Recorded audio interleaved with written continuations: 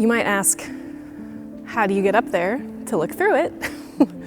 And that's one of my favorite parts.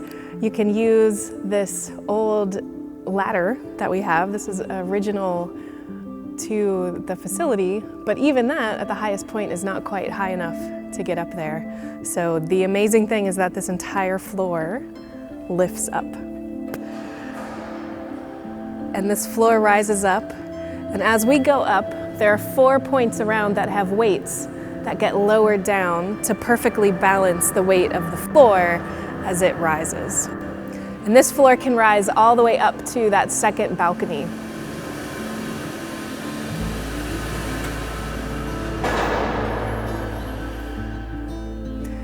When you're ready to observe, you also want to make sure that the dome is in the right position so that the door is pointed out where the telescope is looking. So I'll move the dome a little bit.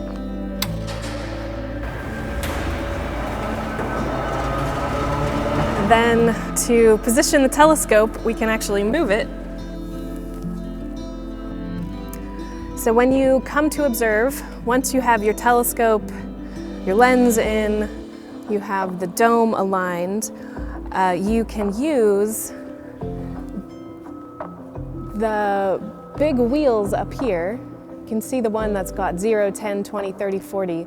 That tells you the declination degree, so how high you are above the horizon. And so you line up that little white line roughly with where you want your telescope to point, the coordinate of the object. There's another one around the other axis of moving that's called your right ascension. And so you line up your object that way, and then you look through this telescope on the side, which is called the finder scope. Thankfully, it's still aligned very well with the telescope. So you look through here,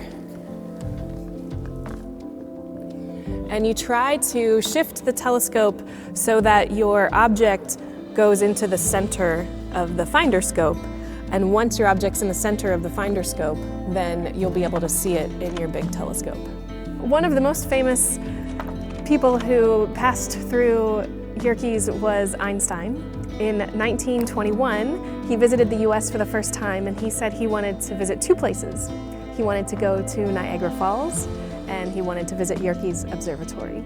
So he came through here, took a wonderful photo with the group, all the astronomers on this floor with the telescope, and then went on the next year to win his Nobel Prize for General Relativity. So it was a really key period for Einstein to be able to visit Yerkes.